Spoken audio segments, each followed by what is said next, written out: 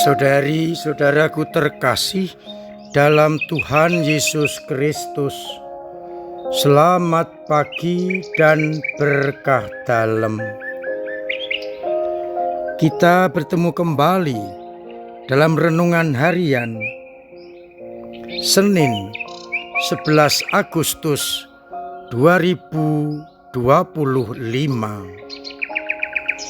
Hari ini kita peringati Santa Clara dari Assisi, seorang perawan. Ia lahir di Assisi, Italia, tanggal 16 Juli 1194 dari pasangan bangsawan yang amat kaya dan juga amat saleh. Hidupnya berkecukupan, namun ia mendapat pendidikan iman yang amat baik, teguh beriman, dan sangat suci. Ia sejak kecil memiliki sikap rohani yang amat mendalam. Ia tertarik dengan tokoh suci Santo Fransiskus Assisi yang meninggalkan segala miliknya untuk mengabdi kepada Tuhan dengan cara hidup miskin demi Kristus.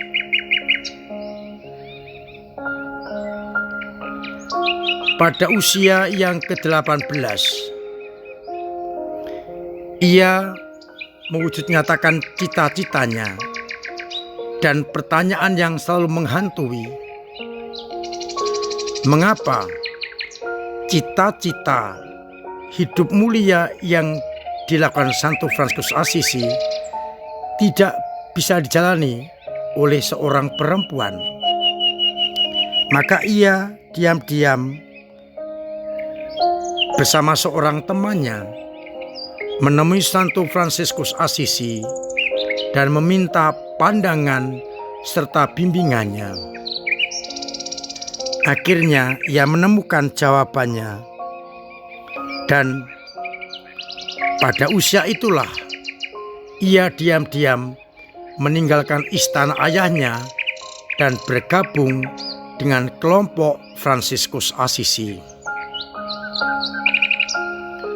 Di pintu gerbang gereja, ia disambut oleh Fransiskus dengan gembira, dan ia diberi selai jubah kasar untuk menggantikan pakaiannya yang begitu mewah. Setelah menyatakan kesediaannya menjalani hidup miskin demi Kristus, Fransiskus masukkan dia ke sebuah biara suster-suster Benediktin agar jauh dari pengaruh keluarganya. Ketika ayahnya tahu, segera menyuruh semua orang mencari Clara di setiap biara, dan setelah menemukan, Clara dibujuk untuk kembali ke rumahnya, namun dengan tegas menolak untuk pulang. Tidak berapa lama, Agnes, adiknya, datang menemui Clara, dan akhirnya ia pun mengikuti jejak kakaknya Clara. Kemudian nanti ibunya setelah menjada juga mendapatkan gelar orang kudus. Mereka kemudian menjadi inti di biara baru di San Damiano dekat Assisi, dan Clara diangkat sebagai pemimpin biara. Mereka hidup dengan kemiskinan demi Allah.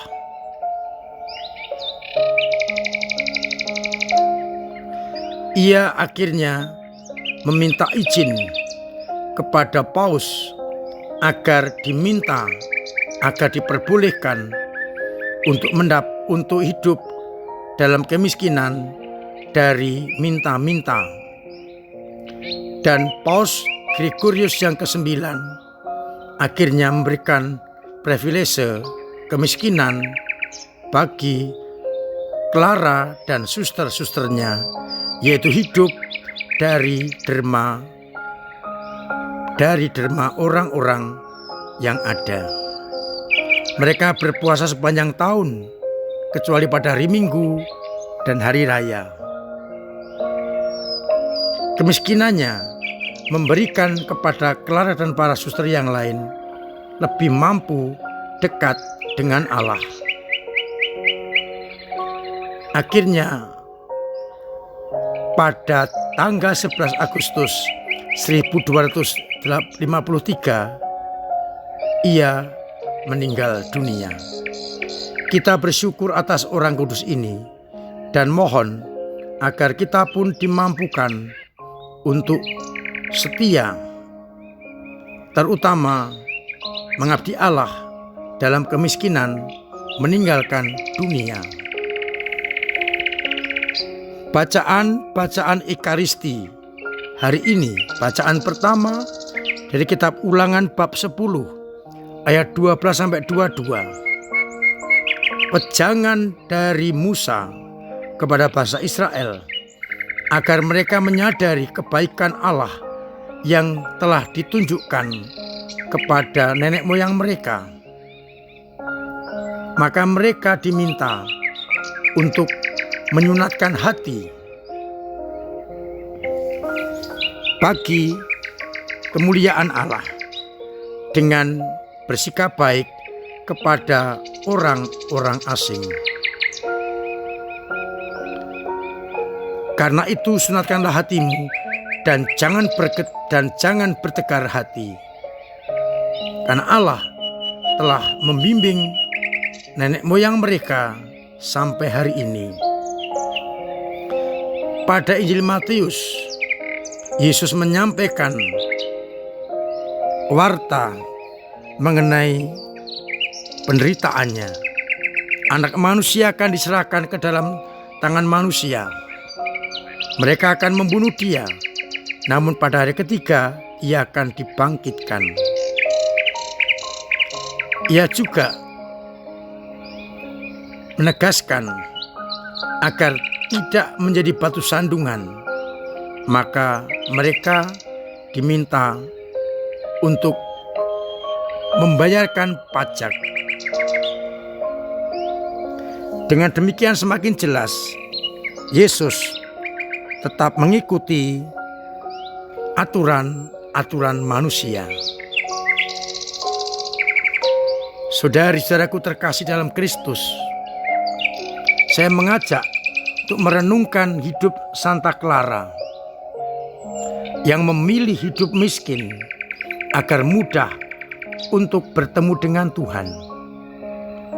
Kekayaan yang dialami dalam istana ditinggalkan. Bagi Clara, apa yang bisa menghambat perjumpaan dengan Allah harus disingkirkan.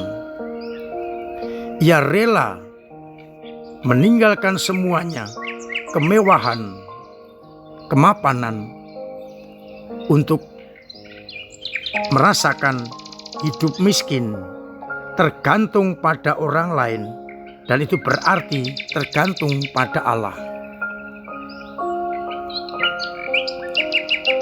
Ia benar-benar menghidupi kemiskinan sebagai jalan menuju kepada Kristus.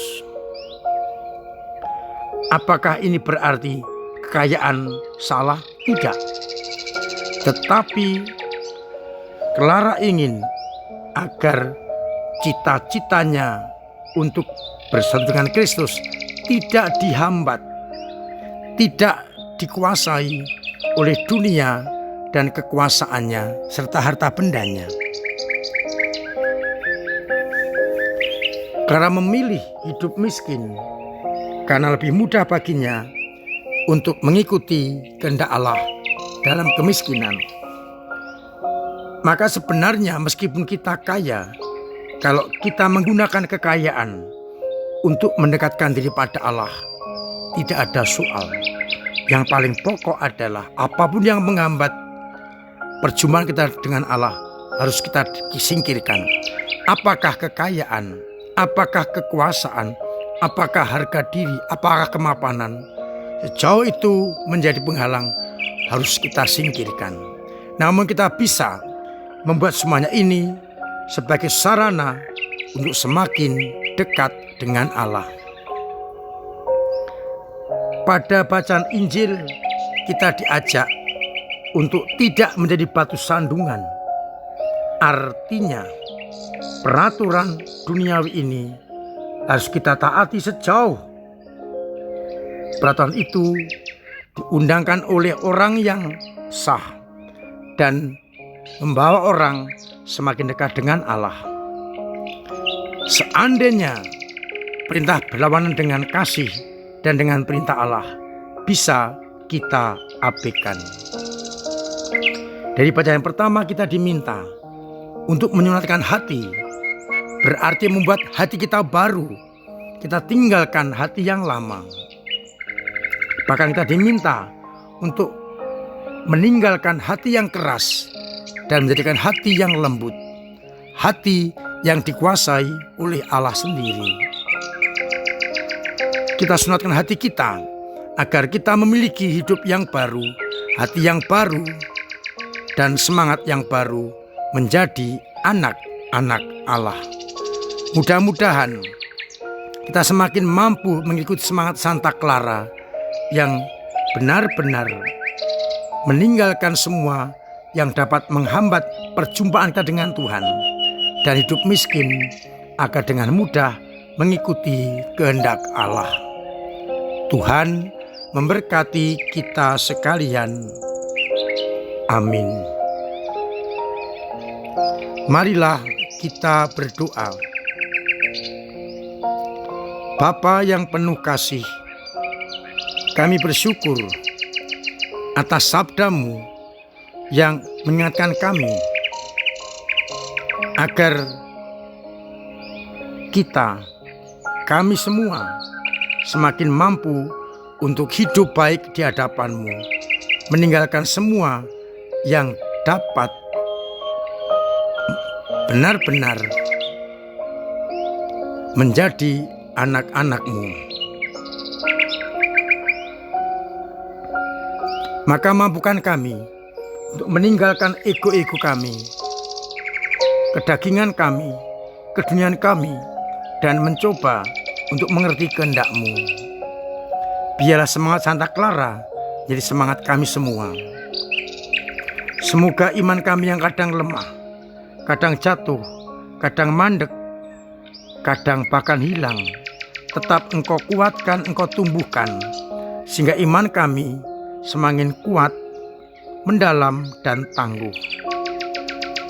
Semoga umat-Mu yang sakit Engkau sembuhkan, yang punya beban berat Engkau ringankan, yang punya persoalan Engkau bantu untuk mengurainya, agar akhirnya dalam situasi apapun kami tetap merasakan cinta kasih-Mu.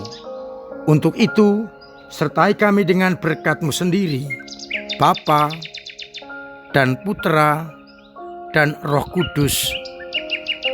Amin. Saudara terkasih, tetap saya ingatkan, saya ajak untuk terus memiliki pola hidup yang sehat dengan mematuhi protokol kesehatan. Kalau kita sehat, keluarga sehat, orang lain juga sehat, sehingga akhirnya kita merasakan kesehatan bersama.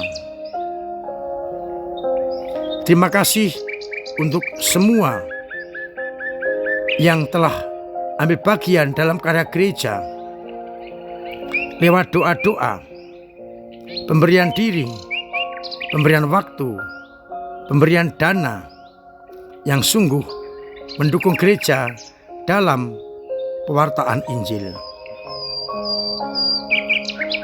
Semoga dengan usaha kita, karya-karya kita, gereja semakin mampu menjadi sarana keselamatan bagi banyak orang.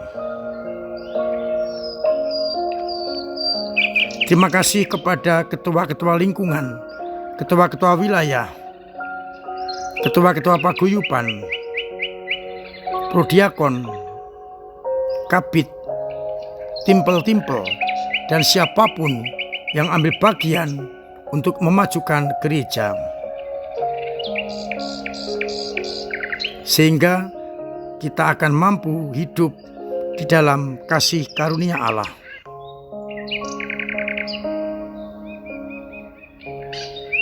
Akhirnya saya mengucapkan selamat pagi, selamat merenungkan, salam sehat, Tuhan memberkati.